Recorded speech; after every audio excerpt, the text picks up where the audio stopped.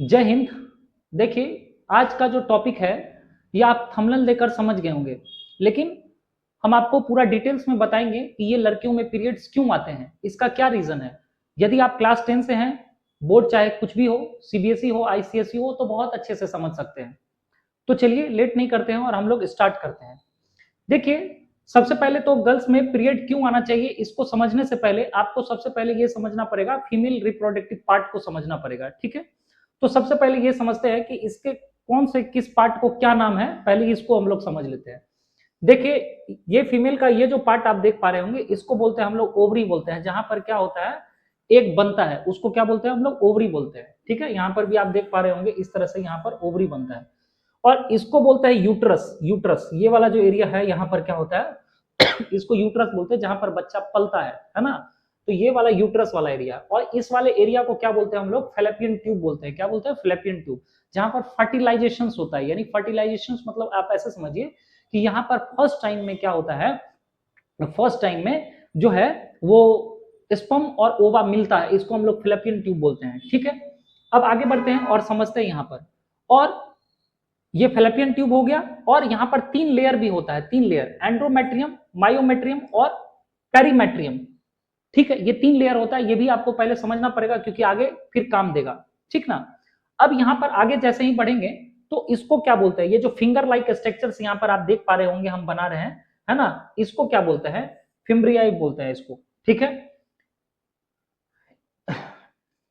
ये जो finger like structure देख रहे हैं इसको क्या बोलते हैं, फिम्ब्रिया। क्या बोलते हैं, फिम्ब्रिया। तो ये चीज हम आपको बता दिए क्या है नहीं है। अब यहां से आप आगे समझिए कि हर में क्या होता है, कैसे होता है ये चीज। देखिए, होता क्या है कि फर्स्ट से लेकर 7 डे तक ब्लीडिंग होते रहता है। इस ये टाइम पीरियड में क्या होगा, आपको ब्लीडिंग होगा। आप रेड कलर से हम आपको दिखा देते हैं, ये टाइम पीरियड में आपको ब्लीडिंग होगा। ठीक है, अब जानते हैं कि उसके बाद 14 डे में क्या होता है, 14 डे तक जो है यहाँ पर 14 डे तक क्या होता है, एक बार लेफ्ट से और एक बार राइट से क्या होता है, जैसे आप यहाँ पर इस साइड में देखिए, एक बार लेफ्ट से एक बार राइट से क्या होता है, ओवा बनता है। ठीक है, यदि एक बार राइट से बन रहा है तो एक बार लेफ्ट से बनेगा। ठीक है, तो ये चीज हम आपको बता दिए कि एक बार राइट और लेफ्ट से बनेगा। अब देखिए, यहाँ पर सबसे बहुत अच्छे से पहले ये समझिए कि होता क्या है। होता क्या है कि लड़कियों में ओवरी जो होता है ना, जन्म से ही बनता है। लड़कियों में जन्म से ही यहाँ पर ओवरी इनमैच्योर एग सेल मौजूद होते हैं। बात समझ में आ रहा है कि लड़कियों में ओवरी में जन्म से ही बहुत सारे इमैच्योर एग सेल रहते हैं। बोले ठीक है। अब होता क्या है कि मेंस्ट्रुएशन साइकिल में आमतौर पर एक मैच्योर जो है वो हो जाता है। ठीक है, मेंस्ट्रुएशन साइकिल में क्या होता है, एक मैच्योर हो जाता है। बोले ठीक है, लेकिन जैसे ही देखिए एक मैच्योर होता है ना, बात समझिएगा। तो एफएसएच एक हार्मोन है, एफएसएच। अब ये क्या है, फॉलिकल स्टिमुलेटिंग हार्मोन। ठीक है, एफएसएच का फुल फॉर्म क्या है, फॉलिकल स्टिमुलेटिंग हार्मोन। ये क्या करता है, ध्यान से समझिएगा, ये हार्मोन क्या करता है, ये एग को, है ना, ये एग को क्या करता है, कंटेनिंग फॉलिकल ग्रो करवाता है और मैच्योर होने में मदद करवाता है। यहां पर आप देख लीजिए एफएसएच का काम, ये फॉलिकल को मैच्योर करवाता है, नहीं एग को क्या करवाता है, मैच्योर करवाने का काम करता है। और एलएच क्या करता है, एलएच मतलब है ल्यूटिनाइजिंग हार्मोन। ये क्या करता है, एलएच, ये एग को रिलीज करवाने में मदद करता है। दो हार्मोन उसी समय बन रहा होता है, और दोनों हार्मोन का हम काम बता दिए कि आपका क्या काम है, ये क्या होता है। तो ये हम बता दिए, एफएसएच जो है ये फॉलिकल को मैच्योर करवाने का काम करता है। यहां से जो है ना मैच्योर मतलब 14वें दिन के बाद होता क्या है कि ये मैच्योर होने लगता है, क्योंकि दो हार्मोन जो है ग्रोथ होगा। यहाँ पर दो हार्मोन का जो जैसे ही ग्रोथ होगा तो ये हार्मोन क्या करता है, ये मैच्योर करवाएगा कि मैच्योर करके तुम बाहर आओ। और ये फिम्ब्रियाई जो है ये क्या करेगा, फिंगर लाइक स्ट्रक्चर, इसको पकड़ के खींच लेता है अपने तरफ। और एलएच, एलएच जो हार्मोन होता है ये इसको एग को रिलीज करवाने में मदद करवाता है। तो ये चीज हम आपको बता दिए कि अगर साइकिल 28 दिन का है तो ओव्यूलेशन में लगभग 14 दिन के आसपास हो सकता है। और हर लड़की एग्जैक्ट 14 डे में ही जो है मेंस्ट्रुएशन साइकिल हो, ये जरूरी नहीं है। ठीक है, अब आगे बढ़ते हैं, देखिए ध्यान से। अब होता क्या है कि अचानक 14वें दिन में क्या होता है, एलएच अचानक बढ़ जाता है, जैसा कि हम बताएं, और एलएच का काम भी बता दिए, है ना। तो ये चीज आप यहाँ पर आप फिगर में भी देख पा रहे होंगे, यहाँ पर एलएच कैसे बढ़ रहा है 14 डे के आसपास। क्लियर यहां तक। अब यहाँ पर एक चीज बात और आपको बहुत अच्छे से समझना है कि देखिए जब भी एलएच होता है ना, एलएच, ये एलएच अकेला नहीं बढ़ता है, ये दो और हार्मोन को भी लेके आगे बढ़ता है, एस्ट्रोजन और प्रोजेस्टेरोन। जैसा कि जानते हैं कि एस्ट्रोजन और प्रोजेस्टेरोन हार्मोन जो है ये क्या है, ये महिलाओं का मेन जो है हार्मोन होता है। ठीक है, ये दोनों हार्मोन यूट्रस के अंदर वाली लाइनिंग जो होती है, अब जैसे यूट्रस का अंदर में ना एक लाइनिंग होता है, यहाँ पर हम आपको पेन चेंज करके बताते हैं, ठीक है, यहाँ पर तो यूट्रस के अंदर में एक लाइनिंग होती है ना, जिसको यहाँ पर क्या बोलते हैं, है ना, यहाँ पर इसको एंड्रोमेट्रियम लेयर बोलते हैं यहाँ पर, ठीक है, अंदर वाला लेयर। तो अंदर वाली जो लेयर होता है इसको क्या बोलते हैं, एंड्रोमेट्रियम लेयर, है ना। ये एंड्रोमेट्रियम क्या करता है साहब, है ना, ये एंड्रोमेट्रियम क्या करेगा, देखिए ध्यान से, ये एंडोमेट्रियम जो लेयर होता है ना, ये एंडोमेट्रियम तैयार होने और गर्भधारण के लिए उपयुक्त बनाए रखता है, ठीक है, बात समझ में आ रहा है। तो ये चीज यहाँ पर हम आपको बता रहे थे, ठीक है। तो ये क्या करता है, एंडोमेट्रियम लेयर को थोड़ा सा क्या करता है, मतलब यहाँ पर सूजने लगता है, थोड़ा सा क्या होता है, फूलने लगता है। क्लियर है यहाँ तक? अच्छा, आगे बढ़ जाते हैं। अब यहाँ पर ध्यान से समझिए कि ये चीज तो हम आपको बता दिए कि यहाँ पर क्या है कि एलएच हार्मोन का जैसे ही आगे क्या होगा, एलएच हार्मोन आपका अचानक 14वें दिन क्या होने लगता है, ये आप समझ पा रहे होंगे कि हम यहाँ पर क्या बताए। देखिए फर्स्ट से लेकर 7 डे क्या बताए कि फर्स्ट से लेकर 7 डे क्या होता है, मेंस्ट्रुएशन साइकिल होगा। 14वें दिन क्या होगा, 14वां दिन के बाद जो है एक बार लेफ्ट से एक बार राइट से ओवरी बनेगा, और उसके बाद फिर क्या होगा, लगभग इसी टाइम में एफएसएच और एलएच हार्मोन भी क्या होता है, बनने लगता है। एफएसएच का बताएं काम क्या है, ये एफएसएच जो होता है ये एग को मैच्योर करवाने का काम करता है, और उसी समय एलएच जो है ये क्या करता है, एग को रिलीज करवाता है। अब दोनों हो गया, दोनों रिलीज हो जाएगा। अब ध्यान से समझिए कि हम यहाँ पर क्या बताएं कि ये लोग अपने ये जो है एस्ट्रोजन और प्रोजेस्टेरोन हार्मोन को भी क्या करता है ना, ये मतलब एक्टिवेट भी करवाता है, या प्रोजेस्टेरोन को ये भी थोड़ा सा इसको भी क्या करता है, सक्रिय करता है। लेकिन ये याद रखिएगा कि ये जब दोनों हार्मोन बनने लगता है उसी समय यहाँ पर यूट्रस के पास में ही यहाँ पर एंडोमेट्रियम लेयर रहता है, ठीक है, वो भी धीरे धीरे क्या होने लगता है, थोड़ा सा सूजने लग जाता है, बात समझ रहे, थोड़ा फूलने लग जाता है। अब आगे बढ़ जाइए। अब यहाँ पर देखिए आपसे एक बार सवाल अक्सर पूछा जाता है, जैसा कि हम आपको 3 लेयर के बारे में बताएं कि यूट्रस में 3 लेयर होता है। एक तो होता है पेरीमेट्रियम, यहाँ पर देख लीजिए, यहाँ पर पेरीमेट्रियम, ठीक है, पेरीमेट्रियम, और उसके बोलता है मायोमेट्रियम, और एक होता है एंडोमेट्रियम। 3 लेयर होता है, ध्यान से समझिए। तो आपसे पूछेगा कि ये जो पेरीमेट्रियम है ये सबसे बाहर वाला लेयर है, सबसे बाहर वाला। तो आपसे पूछेगा कि ऑपरेशन में, यहाँ पर आप देख पा रहे होंगे, यहाँ पर देखिए, यहाँ पर लिखा भी है यहाँ पर देखिए, यहाँ लिखा है कि ऑपरेशन में जो है ना, ध्यान से देखिए, यहाँ पर लिखा है कि ऑपरेशन में सबसे पहले कौन सा लेयर कटेगा, तो आपसे पूछा है पेरीमेट्रियम, ठीक है, बहुत बार एग्जाम में पूछा जाता है। बच्चे को पोषण या खाना कौन सा लेयर देता है, तो एंड्रोमेट्रियम देने का काम करता है। कौन सा, सबसे अंदर वाला लेयर का नाम क्या है, एंड्रोमेट्रियम। और बच्चे को पैदा करने में कौन सा लेयर मदद करता है, तो क्या हो जाएगा बाबू, मायोमेट्रियम। तो लेबर पेन में जो आपको दर्द देता है, वो लेबर पेन में जो दर्द देता है वो दर्द कौन सा है, मायोमेट्रियम। क्लियर है यहाँ तक? तो ये चीज भी हम आपको बता दिए कि ये कौन कौन सा लेयर कब जो होगा, जब आपका लेबर पेन होता है तो ये भी आपको कौन सा होगा। तो यहाँ पर भी देख लीजिए आप, यहाँ पर क्या है कि लेबर पेन में किस लेयर का कॉन्ट्रैक्शन होता है, तो लेबर पेन में इसी ये जो लेयर होता है मायोमेट्रियम, ये क्या होता है, जब कॉन्टैक्ट करता है तभी क्या होता है कि बच्चे को पुश करने में ये काम आता है लेबर पेन में, ठीक है। तो ये चीज भी हम आपको बहुत अच्छे से बता दिए कि 3 लेयर क्या है, कैसे है, इसका काम क्या है, नहीं है। तो चलिए अब आगे बढ़ जाते हैं, उसके बाद आगे देखते हैं क्या है। तो ये चीज हम आपको बता दिए कि मेंस्ट्रुएशन साइकिल में आमतौर पर एक ही काफी होता है मैच्योर होने के लिए, है ना, और ये चीज भी बता दिए। और इस प्रोसेस को ओव्यूलेशन भी बोलते हैं। लगभग जो है अंडा जो बनकर जो मैच्योर एग होता है वो बाहर निकल जाना, ये क्या कहलाता है, बेसिकली ओव्यूलेशन कहलाता है। अच्छा, अब देखिए ये चीज हम आपको बता दिए कि डे 1 में क्या होगा। सबसे पहले डे 1 में क्या होगा सर देखिए डे 1 में क्या होगा, डे 1 में मेंस्ट्रुएशन ब्लीडिंग का पहला दिन माना जाता है, और लगभग ये 28 दिन का होता है, लेकिन ऐसा नहीं है कि 28 दिन का ही होगा, किसी किसी को पहले भी हो जाता है ना। ओव्यूलेशन लगभग 14वें दिन के आसपास हो सकता है, ऐसे मान लीजिए। तो पहले क्या होगा, देखिए फॉलिकल बनेगा, उसके बाद ग्रो होगा फॉलिकल। अच्छा, ये ओवरी के अंदर में ना ये जो ओवरी के अंदर में थोड़ा थोड़ा छोटा छोटा चीज रहता है उसी को बोलते हैं हम लोग फॉलिकल, ठीक है। फिर ये मैच्योर होगा, मैच्योर होकर ओव्यूलेशन हो जाएगा, है ना। ये मतलब जो है जो फिम्ब्रियाई बताया हम बोलो आपको कि ये क्या करेगा, रिलीज करेगा एग को और फ्लैपियन ट्यूब की ओर धकेल देगा। फ्लैपियन ट्यूब के पास में यदि स्पर्म पहुंच जाता है तो आप मान सकते हैं कि वहां पर स्पर्म यदि पहुंच जाएगा, तो स्पर्म यदि पहुंच जाएगा तो क्या होगा, फिर फर्टिलाइजेशन हो जाएगा, उसके बाद फिर आगे का इम्प्लांटेशन हो जाएगा। अब ध्यान से समझिए, ये चीज बता दिए कि आपको क्या है, नहीं है ना। अब प्रोजेस्टेरोन और एजेस्ट्रोन का यहाँ पर काम लिखा गया है, ये आप आराम से देख सकते हैं। अब देखिए एंड्रोमेट्रियम का इम्प्लांटेशन, ओव्यूलेशन के बाद क्या होता है, एंड्रोमेट्रियम धीरे धीरे हम क्या बताएं कि ओव्यूलेशन, अब ओव्यूलेशन हो गया, ध्यान से समझिए, इसको हम थोड़ा और बड़ा कर देते हैं तब और आगे समझ में आएगा। देखिए यहाँ से ओव्यूलेशन के बाद में होता क्या है, जैसे ओव्यूलेशन के बाद क्या होता है, एंडोमेट्रियम जो हम बताएं आपको कि एकदम एंडोमेट्रियम कहाँ बताएं, एंडोमेट्रियम का लेयर यहाँ पर बताएं ना आपको कि यहाँ पर एंडोमेट्रियम का एक लेयर होता है यहाँ पर, ठीक है, ठीक है, ये खून वाला लेयर होता है, याद रखिएगा, यही क्या होता है, एक खून वाला लेयर होता है। अब ध्यान से समझिए, तो ओव्यूलेशन के बाद एंडोमेट्रियम धीरे धीरे क्या होता है, ये थिक हो जाएगा और सॉफ्ट भी होने लगता है, और ब्लड वेसल से बहुत ज्यादा इसमें इंक्रीज हो जाता है ब्लड वेसल। और अगर यदि इस पे स्पर्म और एग मिलकर फर्टिलाइजेशन करते हैं तो एक एम्ब्रियो बन जाता है। क्या बन जाता है भैया, एम्ब्रियो बन जाएगा, क्योंकि फर्टिलाइजेशन कहाँ होगा, ठीक है, यहाँ पर आप देखिए, यहाँ पर हम आपको बताते हैं, आप यहाँ पर देखिए, देखिए यहाँ से एग बना, मैच्योर होकर ये एग यहाँ पर आया और यहाँ पर आ जाएगा, और इधर से क्या जाएगा सर, इधर से क्या चल जाएगा, इधर से स्पर्म चल जाएगा, और यदि यहाँ पर हो जाएगा क्या, फर्टिलाइजेशन, फर्टिलाइजेशन मतलब यदि स्पर्म मिल जाएगा तो ये धीरे धीरे आकर और यहाँ पर जो है ना, यहाँ पर धस जाता है, ठीक है, यहीं पर बच्चा बनता है जिसको एम्ब्रियो बोलते हैं, इम्प्लांटेशन यहीं पर होता है।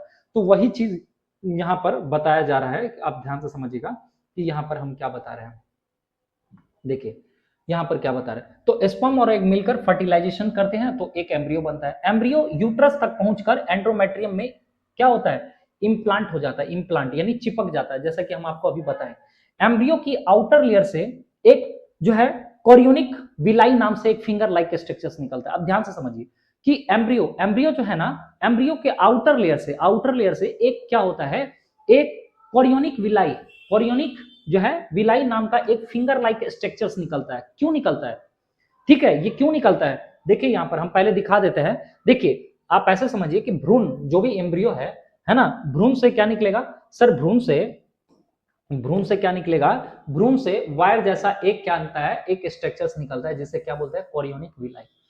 देखिए यदि भ्रूण ग्रो होगा तो क्या बनेगा, भ्रूण यदि ग्रो होगा तो बेबी बनेगा, यहाँ पर लिखा हुआ बेबी आपको दिख रहा है कि नहीं पता, नहीं दिख रहा है, इसको पहले इंग्लिश में लिख देते हैं, BABY बेबी, ठीक है, ध्यान से देखिए यहाँ पर लिख देते हैं BABY बेबी, ठीक है।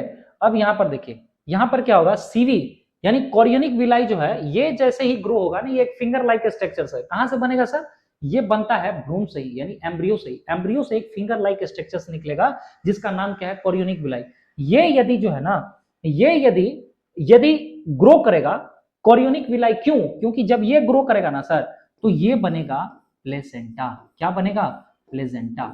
और यही प्लेसेंटा जो है एक हार्मोन बनाता है, HCG हार्मोन बनाता है। ये बात समझ में आए कि नहीं समझ में आए, हम क्या बताएं कि देखिए यहां पर क्या बताएं कि भैया एम्ब्रियो के आउटर लेयर से एक कोरियोनिक विलाई नाम का एक फिंगर लाइक स्ट्रक्चर्स निकलेगा, यही समझिए। अब ये क्यों निकलेगा सर, क्योंकि ये आगे चलकर ना इसे ग्रोथ कर, ठीक है, ये ग्रोथ करके क्या बनाएगा सर, ये ग्रोथ कर प्लेसेंटा बनाएगा, और यही प्लेसेंटा एक हार्मोन बनाता है HCG। सर ये HCG का काम क्या होता है, ये हार्मोन का, देखिए ये HCG का हार्मोन, इसको बोला जाता है, इस हार्मोन को क्या बोला जाता है, ध्यान से देखिए, इस हार्मोन को बोला जाता है HCG, यानी HCG का मतलब है ह्यूमन, है ना, कोरियोनिक गोनाडोट्रोपिन नाम का ये हार्मोन है। सर ये क्या होता है, जब HCG ब्लड में बहुत ज्यादा आने लगता है तो इसी को टेस्ट किया जाता है, HCG की मात्रा यहाँ पर ब्लड में, है ना, बढ़ती है, और ज्यादा होने पर यूरिन में भी आ जाती है, जब इसका क्वांटिटी बहुत ज्यादा बढ़ जाता है तो यूरिन में भी आ जाता है, और यही जो है इसको प्रेगनेंसी किट में जो हम लोग टेस्ट करते हैं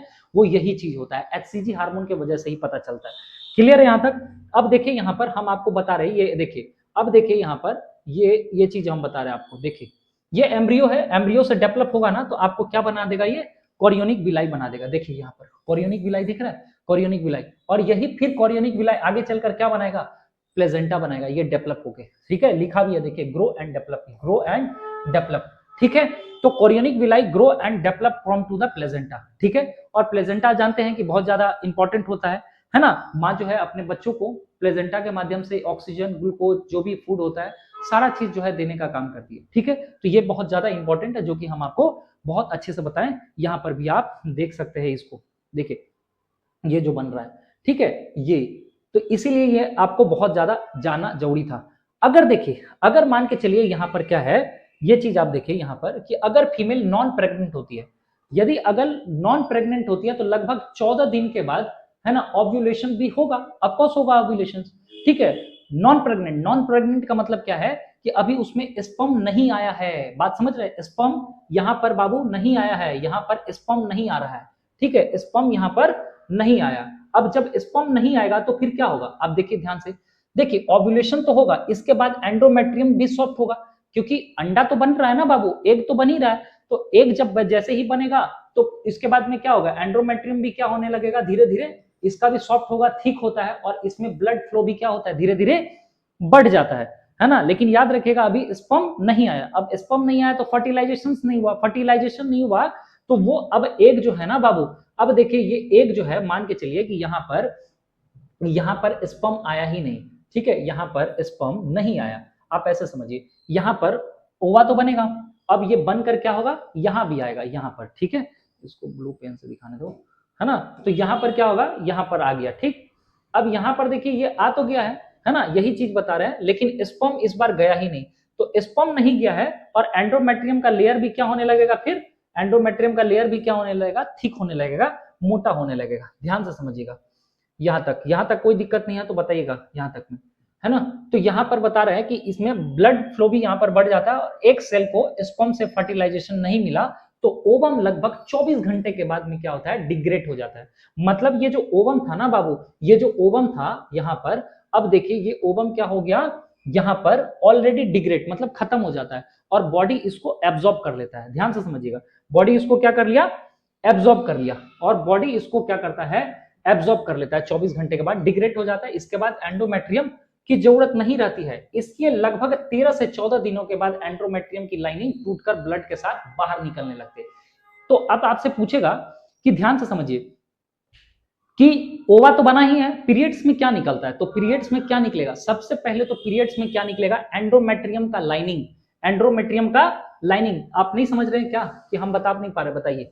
देखिए यहां पर क्या बताइए, ये एंडोमेट्रियम का लेयर है, ये भी एंडोमेट्रियम का लेयर है, ये पहले निकला है ना, यहां पर ओवा आया, अब स्पर्म तो इसको मिला नहीं, स्पर्म नहीं मिला, तो जब क्या धीरे धीरे ये क्या होगा, ये जो क्या हो जाएगा, डिग्रेड मतलब खत्म हो जाएगा, खराब हो जाएगा, ठीक है। और ये खराब होने के बाद फिर क्या होता है कि ये धीरे धीरे धीरे यहां आएगा, और ये भी जो है ना एंडोमेट्रियम, ये भी लाइनिंग क्या होता है, टूट फूट जाता है, और ये भी टूटने फूटने के बाद यही शरीर के बाहर निकलता है। तो आपसे पूछेगा नॉन प्रेग्नेंट लेडी जो है, यदि नॉन प्रेग्नेंट, समझ रहे हैं, मतलब वो प्रेग्नेंट नहीं हुई है, स्पर्म नहीं आया है, तो ओवा के साथ साथ क्या निकलेगा, एंडोमेट्रियम का लेयर भी जो है टूट फूट के डिग्रेड होके निकलेगा। यही चीज यहां पर बताया गया है। आप देखिए यहां पर क्या लिखा है कि भैया डिग्रेड हो जाता है, इसके बाद एंडोमेट्रियम का, है ना, पहले तो 7 दिन तक क्या होगा, पहले तो जब ओवा बनता है तो इंतजार करता है कि स्पर्म आ जाए, तो जरूरत है, डिग्रेड हो जाता है, इसके बाद एंडोमेट्रियम की जरूरत नहीं रहती है, इसलिए लगभग 13 से 14 दिनों के बाद एंडोमेट्रियम की लाइनिंग टूटकर ब्लड के साथ बाहर निकलती है।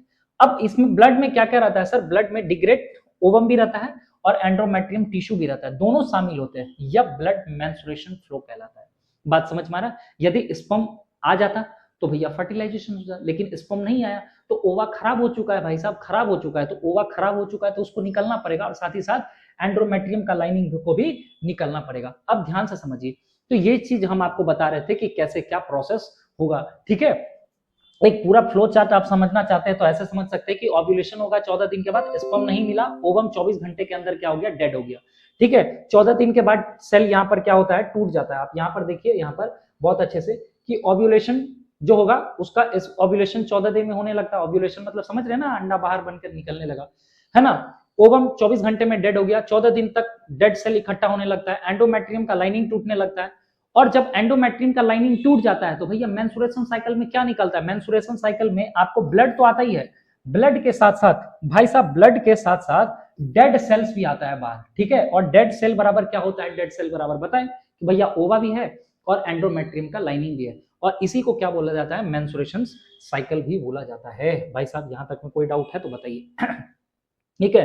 अब यहां पर वही चीज लिखा है कि भैया मेंस्ट्रुएशन साइकिल में जो है ना, मेंस्ट्रुएशन साइकिल में क्या क्या कौन कौन से सेल होते हैं, तो अभी बताएं हम मेंस्ट्रुएशन साइकिल में कौन कौन से। देखिए एक ओवम का डेड सेल और एक एंडोमेट्रियम का डेड सेल होता है। अब समझ में आया कि मेंस्ट्रुएशन साइकिल बराबर क्या है।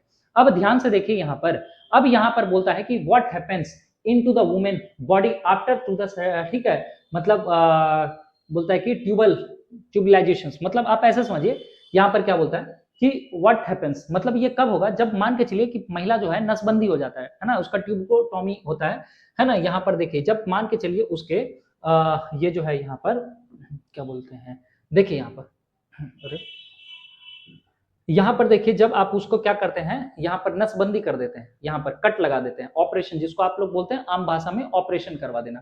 तो ऑपरेशन करवा देंगे तो देखिए ओवा तो बन ही रहा है यहाँ पर, ठीक है। यहाँ पर क्या हो रहा है, ओवा तो बनेगा ही, बनेगा ही, यहाँ पर कोई दिक्कत नहीं। और यहाँ पर एंड्रोमेट्रियम का लाइनिंग भी क्या होगा, यहाँ पर जब बनेगा तो ये भी होगा, है ना। अब ध्यान से समझिए कि यहाँ पर क्या होता है कि जैसे ही यहाँ पर नसबंदी हो जाता है, यानी कोई भी चीज को यहाँ पर कट लगा देते हैं, तो भैया ओवा तो बन रहा है ना, तो ओवा बन रहा है ना, ओवा बन रहा है, ऐसा बात नहीं है कि नहीं है। लेकिन यहाँ पर क्या है, ओवा इस बार बाहर नहीं निकलेगा, बाहर इस बार ओवा यहाँ से नहीं निकलेगा, लेकिन ओवा भी बन रहा है, हार्मोन भी होगा, तो एंड्रोमेट्रियम का लाइनिंग भी क्या होगा, एंड्रोमेट्रियम का लाइनिंग भी क्या होगा, ठीक होगा, सब चीज होगा। मतलब आप ऐसे समझिए कि यहाँ पर यदि हम दिखा रहे होंगे, आप ऐसे समझिए, नसबंदी क्या है तो बता दिए, फेलोपियन ट्यूब को काटकर बांध देना, सील कर देना ही क्या कहलाता है, नसबंदी कराता है। हर महीने अंडाणु निकलेगा ही, और यहाँ पर एलएच हार्मोन भी निकलेगा, और एंडोमेट्रियम थिक भी होगा, गर्भाशय की परत मोटी और ब्लड से भरपूर हो जाएगी।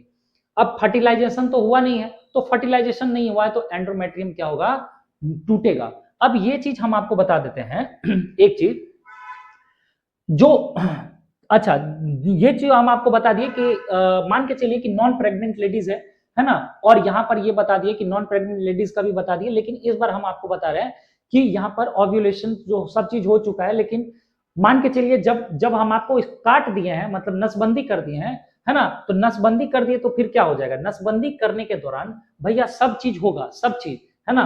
अब यहाँ पर हम आपको इस फिगर से बता देते हैं कि नसबंदी में क्या हुआ, मान के चलिए कि यहाँ से काट दिए, है ना, यहाँ से कट कर यहाँ से बांध दिए, ओ यहाँ से तो ओवा आ रहा है यहाँ तक। अब 24 घंटे के बाद, जैसे मान के चलिए 24 घंटे के बाद क्या होगा, 24 से 48 घंटे के बाद ये जो ओवा है इसको बॉडी एब्जॉर्ब कर लेता है, और महिलाएं को जो है एक्स्ट्रा एनर्जी मिल जाता है। बात समझ रहे हैं, ये जैसे मान के चलिए जो ऑपरेशन करवा दिया उसमें भी होता है पीरियड्स, आप जानते हैं हर वुमेन्स को होता है ना। आप कमेंट बॉक्स में बताइएगा कितने उम्र तक के महिलाओं को ये जो पीरियड्स होता है कितने उम्र तक का होता है, ठीक है। तो ये याद रखिएगा। लेकिन एंड्रोमेट्रियम का लाइनिंग भी जो होता है वो टूटेगा, लेकिन इस बार जो पीरियड्स होगा ना बाबू, इस बार जो पीरियड्स होगा, तो जो ऑपरेशन करा लिए हैं उस महिलाओं का जो मेंस्ट्रुएशन साइकिल होगा, तो उसमें खाली एंड्रोमेट्रियम का लेयर निकलेगा, क्योंकि ओवा नहीं निकलेगा। ओवा को तो 24 से 48 घंटा में ही क्या हुआ, बॉडी क्या कर दिया, वो खराब भी हो गया। खराब होने के बाद 24 से 48 घंटा के बाद फिर क्या होता है, बॉडी उसको एब्जॉर्ब कर लेता है ना, और उसको एक अलग से एक एनर्जी दे देता है। तो ये पूरा कहानी हम आपको बहुत अच्छे से बताएं कि क्या है कैसे है। बाकी आपको ये सेशन कैसा लगा कमेंट बॉक्स में करके जरूर बताइएगा। मिलते हैं हम लोग नेक्स्ट वीडियो में, तब तक के लिए जय हिंद, वंदे मातरम। वीडियो में नए हैं तो लाइक और सब्सक्राइब जरूर कर दीजिएगा। Thank you.